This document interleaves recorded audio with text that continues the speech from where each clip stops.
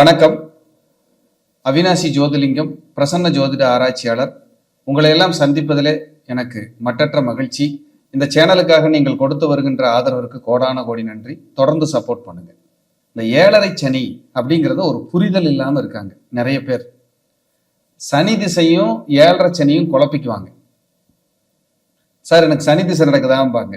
சனி திசைனா இந்த தசா புத்திகள் அது போயிடும்.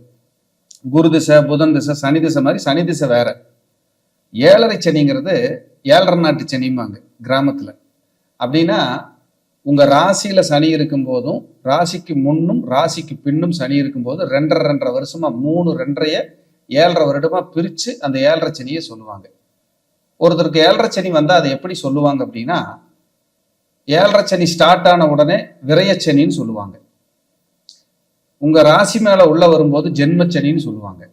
ராசிக்கு அடுத்த கட்டத்துல போகும்போது பாதச்சனின்னு சொல்லுவாங்க. இப்படித்தான் 3 2.5 வருஷமா சேர்ந்து 7.5 சனி அப்படிங்கிற பேர்ல ஒரு மனிதர்களுக்கு நன்மையோ தீமையோ அது செய்ய போகுது.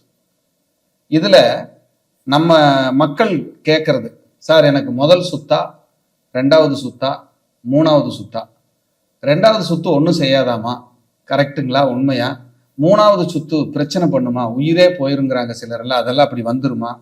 முதல் சுத்து வந்தா படாத கஷ்டப்படணுமாமா, இதெல்லாம் இப்படி இருக்கா? இப்படி நிறைய என்கிட்ட ஜாதகம் பார்க்கும்போது கேட்பாங்க.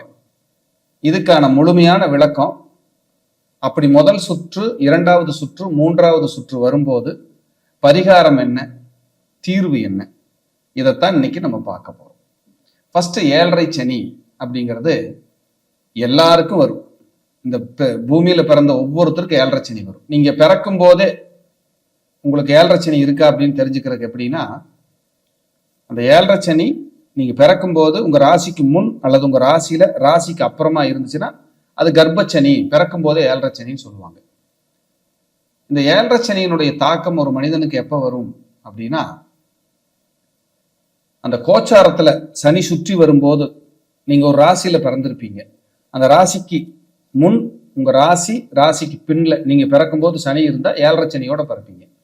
அப்படி இல்லைன்னா ஒவ்வொரு 30 வருடத்துக்கு ஒரு தடவை சுத்தி வரும்போது 7.5 சனி உங்களை தொந்தரவு பண்ணும். ஒவ்வொரு 30 வருஷத்துக்கு ஒரு தடவை தான் 7.5 சனி வரும். எப்படின்னா, உங்க ராசிக்கு அந்த 7.5 சனி ஒரு ராசி கட்டத்துல 2.5 வருஷம் இருப்பார் சனீஸ்வரன். மற்ற கிரகங்கள் எல்லாம் சீக்கிரமா நகர்ந்து போயிடுவாங்க. ஒரு ராசியில சனி நகர்றதுக்கான காலம் 2.5 வருஷம். அப்ப 2.5 வருஷ காலம் இருப்பார். அப்ப 12 கட்டத்துக்கு 2.5 வருஷம் போட்டீங்கன்னா 30 வருஷம் ஆயிரும். அதனாலதான் 30 வருடம் வாழ்ந்தவர்களும் இல்லை, 30 வருடம் கெட்டவர்களும் இல்லைன்னு சொல்லுவாங்க. இந்த 7.5 சனியில இப்படி எல்லாம் ஒரு சூட்சமம் இருக்கு. நீங்க பிறக்கும் போதே, கர்ப்பத்தில் இருக்கும் போதே அல்லது பிறந்த உடனேயே 7.5 சனி வந்துச்சுன்னா, அல்லது முதல் சுற்று நீங்க பிறந்ததுக்கு அப்புறம் ஃபர்ஸ்ட் இப்பதான் எனக்கு 7.5 சனி வருதுன்னா அது முதல் சுற்று. இந்த முதல் சுற்றை என்ன சொல்லுவாங்கன்னா மங்கு சனி அப்படின்னு சொல்லுவாங்க. மங்கு சனி. கண்டிப்பா ஃபர்ஸ்ட் சுற்று 7.5 சனி வரும்போது அதோட ஃபோர்ஸ் அதிகமா இருக்கும்.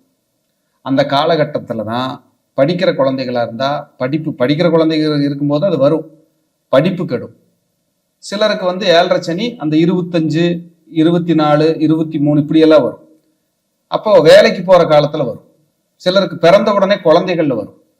ஹெல்த் பாதிக்கிறது, படிப்பு கெடுறது, அவமானம் வர்றது, இந்த லவ் பண்ணி பிரச்சனை ஆகிறது, பள்ளிக்கூடம் சரியா போகாம வாத்தியாருக்கு மத்தியில கெட்ட பேர் வாங்குறது, பெற்றவர்களுக்கு சொல் பேச்சு கேட்காம படிக்க மாட்டேன்னு சொல்லி ஸ்கூலை விட்டு நின்றது, எங்காவது போய் கீழே விழுந்து அடிபடுறது,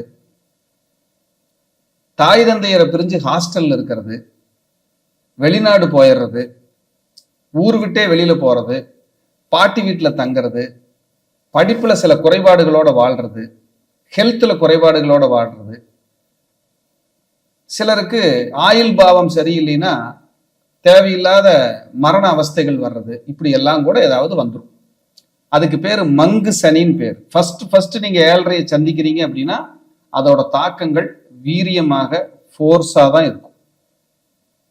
அந்த ஃபோர்ஸ் தொந்தரவு பண்ணிட்டு தான் போகும்.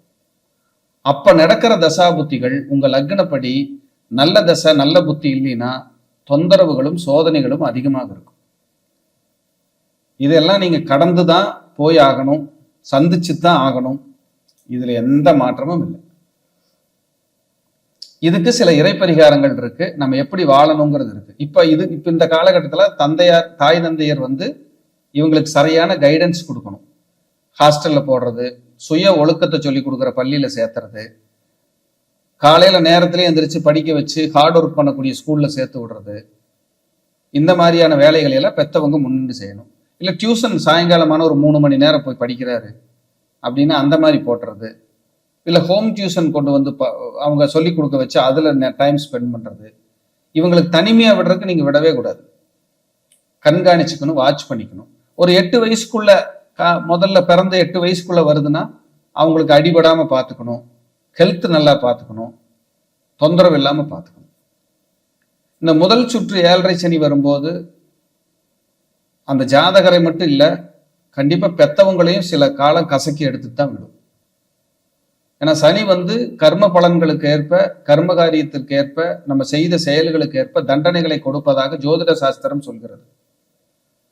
அப்ப அது மாதிரியான பிரச்சனைகளை எல்லாம் நம்ம அகப்பட நேரிடுகிறது என்றால் அது முதல் சுற்று மங்கு சனின்னு சொல்லுவாங்க. மங்குனா மங்கிறது, நம்மளுடைய புகழ், நம்மளுடைய வளர்ச்சி, நம்மளுடைய ஸ்டேட்டஸ் அப்படியே டவுன் ஆகிறது. அந்த காலகட்டத்தில் நம்ம விழிப்புணர்வோடு இருந்து நாம உண்டு நம்ம வேலை உண்டுன்னு போகும்போது நிச்சயமா தவறு நடக்காது. இது மங்கு சனி முதல் சுற்று. சரி, 2வது சுற்று அப்படின்னா உங்களுக்கு முதல் சுற்று அந்த 7.5 நீங்க சந்திச்சு 2வதா மறுபடியும் சந்திக்க போற சுற்று 2வது சுற்று. அதுக்கு பேரு பொங்கு சனின்னு பேரு. அப்ப முதல் சுற்றை விட 2வது சுற்று வீரியமா இருக்குமா சார்னா அப்படி இல்லை. பொங்கு சனியில அவருடைய சக்திக்கு தகுந்த மாதிரி நல்லதையும் செய்ய கடமைப்பட்டவர் சனீஸ்வரன். ஆனா எந்த சனியா இருந்தாலும் நம்ம அமைதியா இருக்கணும், நிதானமா இருக்கணும், புத்தி குழம்பாம, சுய ஒழுக்கத்தோட, பேராசப்படாம, உடல் ஆரோக்கியத்தோட நம்மளை நம்ம பார்த்துக்கணும். இந்த 2வது சுற்று மேக்சிமம் 25 வயசுல இருந்து ஒரு 40 வயசுக்குள்ள வரும். சிலருக்கு 45ல கூட வரும் 2வது சுற்று, சிலருக்கு 50ல கூட வரும். அந்த 2வது சுற்று வரும்போது உங்களுக்கு நடக்கிற தசாபுத்தி சாதகமா இருந்ததுன்னா பெருசா பாதிக்காது, உங்களை வாழ்க்கையில உயர்த்திடும், வளர்ச்சி அடைவீங்க. நடக்கிற தசாபுத்தி மோசம்னா 2வது சுற்று எனக்கு பொங்கு சனி தான் ஒன்றும் செய்யாதுன்னு முதலீடு பண்றது, அல்லது தவறா போறது, அல்லது ஹெல்த் பராமரிக்காம விடுறது, இதுல எல்லாம் ஜாக்கிரதையா இல்லைன்னா மரணம் வரைக்கும் கூட கூட்டு போய் விட்டுரும். அப்ப ஜாக்கிரதையா கவனமா இருக்கிறது ரொம்ப ரொம்ப நல்லது. இது விழிப்புணர்வு தான், விழிப்புணர்வுக்காக பேசுற பதிவு தான். அப்ப 7.5 சனின்னு எல்லாம் பயந்துட்டு இருப்பாங்க. 2வது சுத்துல கோடீஸ்வரன் ஆனவங்க, கொடி கட்டி ஆண்டவங்க, பெரிய உயரத்தை தொட்டவங்க, பெரிய பெரிய பதவிக்கு போனவங்க, பெரிய ஒரு சாம்ராஜ்யத்தையே நிறுவனவங்க, தொழில ஜெயிச்சவங்க, வெளிநாடு போய் சம்பாரிச்சவங்க நிறைய இருக்காங்க. ஆனா அந்த சனியோட தாக்கம் கண்டிப்பா இல்லாம போகாது. ஒரு போராட்டத்தை கொடுத்தே தான் தீரும், எந்த சுத்துனாலும் சரி. அப்ப 2வது சுத்துங்கும் போது கொஞ்சம் ஒரு இலகிய தன்மையோட வேலை செய்யும், டைட் இருக்காது, அந்த ஃபோர்ஸ் இருக்காது. அதுக்கு பேர் பொங்கு சனின்னு பேர். அப்ப பொங்கு சனினாலே ஒரு அளவுக்கு நல்லது செய்ய கடமைப்பட்டவர். 3வது சுற்று அடுத்தது மரணச்சனி. 60 வயசு, 55க்கு மேல, 70ல இப்படி எல்லாம் வரும். இதுக்கு பேரு மரணச்சனின்னு சொல்லுவாங்க, மாரகச்சனின்னு சொல்லுவாங்க. அப்படின்னா 3வது சுத்து வந்தா நான் செத்து போயிடுவேனா, நான் இருக்க மாட்டேனா, இந்த பூமியில எனக்கு ஆயுஸ் அவ்வளவுதானான்னு சிலர் பயந்துகிட்டு இருப்பாங்க. அப்படி அல்ல. இந்த 3வது சுற்றை கடந்து விட்டால் மீண்டும் ஒரு சுற்றை நீங்க சந்திக்கிறதுக்கு இருக்க மாட்டீங்க. மொத்தமே 30 வருஷம், 90 வயசு முடிஞ்சு போயிடும். 1000த்துல ஒரு 5 பேர் 3வது சுத்துக்கு மேல 4வது சுத்தை சந்திச்சா அதிசயம். அப்ப 3வது சுற்றோட அந்த 7.5 முடியறதுனால அதுக்கப்புறம் மரணம்ங்கிறதுனால அதுக்கு பேர் மரணச்சனின்னு பேர். 3வது சுத்து முடிஞ்ச உடனே மரணம்ங்கிற அர்த்தம் இல்லை. அந்த மரணச்சனிங்கிறது 3வது சுற்று வந்துட்டு போயிட்டா மறுபடியும் இன்னொரு சனியை நம்ம சந்திக்க மாட்டோம். 4வதாக ஒரு சுற்றை நாம் சந்திக்க போவது இல்லை. அதனால மரணச்சனி. அந்த காலகட்டம் உங்க ஆரோக்கியத்துல நீங்க 100% கவனம் செலுத்தி ஆகணும். நல்ல மருத்துவம் பார்த்துக்கணும், உணவு பழக்க வழக்கம் கரெக்டா வச்சுக்கணும், வாக்கிங் எக்ஸசைஸ் போய்க்கணும், தியானம், யோகா, தவம்னு இருக்கணும், கோபப்படக்கூடாது, பொறாமப்படக்கூடாது, சொத்துக்காக தகராறு, அது தகராறு, இது தகராறுன்னு நீங்க போராடி ஃபைட் பண்ணிட்டு இந்த மாதிரி எல்லாம் சில சூழல்கள் உங்களுக்கு வரலாம். கீழே விழுந்து கை கால் ஃப்ராக்சர் ஆகலாம். தப்பு நடக்கலாம், எது வேணாலும் வரும். வேலைக்கு போறவங்களா இருந்தா விஆர்எஸ் ரிட்டையர்மெண்ட் டயத்துல பிரச்சனை பண்ணலாம், உங்களுக்கு கெட்ட பேர் வரும், அவச்சொல் வரும், மன உளைச்சல் வரும். இத்தனை எல்லாம் அது கொடுக்கறதுக்கு தயாரா இருக்கும். கவனமா இருக்கணும். அதான் மரணச்சனி. அப்ப மங்கு சனி, பொங்கு சனி, மரணச்சனி, இதுதான் மொத்தம் 3 சனியைத்தான் நீங்க சந்திக்க போறீங்க. ஸோ இதுதான் இந்த காலகட்டத்தில் உங்களுக்கு சொல்லக்கூடிய செய்தி. இது பொது பலன். இனி உங்க ஜாதகத்துல அந்த சனீஸ்வரன் யார் மேல டிராவல் பண்றாரு, உங்களுக்கான தசாபுத்திகள் என்ன, உங்களுக்கு அது என்ன செய்ய வருது அப்படிங்கிறது எல்லாம் உங்க சுய ஜாதகத்துல தான் நீங்க ஆய்வு பண்ணிக்கணும். அப்படி அந்த சுய ஜாதகத்தை நீங்கள் ஆய்வு பண்ணிட்டு ஒரு தெளிவுக்கு முடிவுக்கு வர முடியும். அப்படி இந்த பொங்கு சனி, மங்கு சனி, பொங்கு சனி, மரணச்சனி, இது 3க்கும் தீர்வு இருக்கா? இருக்கு. இந்த ஃபர்ஸ்ட் சுற்று உங்களுக்கு சனீஸ்வரன் வர்றாரு அப்படின்னாலே முதல்ல 2 பரிகாரத்தை நீங்க ஆழமா எடுத்துடணும். 2 பரிகாரத்தை நீங்க ஆழமா எடுத்துடணும். என்ன அப்படின்னா, ஃபர்ஸ்ட் சுற்று சனி வரும்போதே, முதல் சுற்று வரும்போதே ரெகுலரா ஆஞ்சநேயர் வழிபாடு எடுத்துக்கணும். ரெகுலரா ஆஞ்சநேயர் வழிபாடு சனிக்கிழமை எடுத்துட்டு 2 நெய் விளக்கு போட்டு உங்க பேருக்கு அர்ச்சனை பண்ணிக்கணும். விலங்குளம் அப்படின்னு ஒரு ஊர் இருக்கு. விலங்குளம் சனீஸ்வரனுக்கான ஸ்பெசிபிக்கான ஆலயம். சனீஸ்வரனுக்கு காகம் வாகனமா கிடைச்ச இடம், சனீஸ்வரனுக்கு திருமணம் நடந்த ஸ்தலம், சனீஸ்வரனுக்கு தனக்கு அந்த ஊனம் நீக்கிய ஸ்தலம் அப்படிங்கிறது அந்த இடத்துக்கு உண்டான ஸ்பெஷல், அந்த கோயிலுடைய வரலாறு. அந்த இடத்துக்கு போய் நீங்க உங்க வயசு எவ்வளவோ அத்தனை விளக்கு போட்டு, நல்லெண்ணெய் விளக்கு போட்டு அர்ச்சனை பண்ணி பிரார்த்தனை பண்ணும்போது முதல் சுற்று சனியினால் ஏற்படக்கூடிய கெடு பலன்களை நீங்கள் நிவர்த்தி செய்து கொள்ள முடியும். இது அந்த முதல் சுற்று சனிக்கு 7.5 சனினா 7.5 வருஷத்துக்கு ஒரு தடவையாவது ஒரு சனிக்கிழமை அன்னைக்கு நீங்க போயிட்டு வந்துடணும்.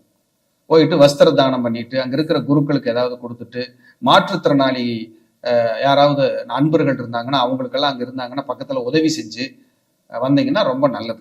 எப்படியுமே அந்த கோயில் கிட்ட இருக்கிறதுக்கான வாய்ப்புகள் இருக்கு. அவங்களுக்கு உங்களால முடிஞ்ச கைங்கரியங்களை, உதவிகளை நீங்கள் செய்யலாம்.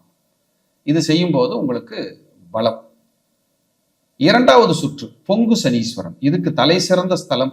நான் ஏற்கனவே பேசி ஒரு நல்ல பீக்கில் இருக்கிற ஒரு கோயில் அப்படின்னா, அந்த கோயிலுக்கு மக்கள் ஜனங்கள் கூட்டம் போயிட்டு இருந்து நல்லது வரங்களை வாங்கி கொண்டு வருகிறார்கள். அந்த சிவனுடைய ஆசீர்வாதத்திலும் சனீஸ்வரனுடைய ஆசீர்வாதத்திலும் அப்படியான ஒரு கோயில் தான் திருக்கொள்ளிக்காடு பொங்கு சனீஸ்வரன். அந்த ஆலயத்துக்கு அதே மாதிரி சனிக்கிழமை போய் 19 நல்லெண்ணெய் விளக்கு இல்லைன்னா 21 நல்லெண்ணெய் விளக்கு போட்டு பிரார்த்தனை பண்ணிட்டு, சிவனையும் பார்வதியும் அர்ச்சனை பண்ணிட்டு, சனீஸ்வர பகவானுக்கு ஒரு அபிஷேக அர்ச்சனை பண்ணி பிரார்த்தனை பண்ணிட்டு வந்தா இந்த 2வது சுற்று 7.5 சனி உங்களுக்கான தாக்கங்களை குறைக்கும். இந்த 3வது சுற்று 7.5 சனி வரும் இல்லைங்களா, மரணச்சனின்னு சொல்லுவாங்க. இதுக்கு ஃபர்ஸ்ட் கோவிலா திருப்புகழூர் அக்னிபுரீஸ்வரர். திருப்புகழூர்ல இருக்கிற அக்னிபுரீஸ்வரர் அங்க போய் சிவனை கும்பிடணும். 2வது திருநள்ளாறு போகணும். 2வது திருநள்ளாறு மரணச்சனி 3வது சுத்துல இருக்கிறவங்க 2வது திருநள்ளாறு அங்க போய் 19 நல்லெண்ணெய் விளக்கு உங்க பேர்ல அர்ச்சனை. 3வதா திருவாரூர். 3வதா திருவாரூர் கும்பிடணும். சாயரட்சிக்கு கலந்துக்கணும். சனிக்கிழமை அன்னைக்கு இது பண்ணணும். ஃபர்ஸ்ட் திருப்புகழூர் அக்னிபுரீஸ்வரர், 2வது திருநள்ளாறு சனீஸ்வரன், 3வது திருவாரூர்ல இருக்கிற தியாகராஜர். அங்க ஈவினிங் 5 மணிக்கு நடக்கிற சாயரட்சியை கும்பிட்டு வீட்டுக்கு வந்துடணும். இந்த 3 கோயில் சனிக்கிழமை ஒரே நாள். இந்த மரணச்சனியில் இருக்கிறவங்களுக்கு இந்த பரிகாரம் அற்புத தீர்வை தருகிறது.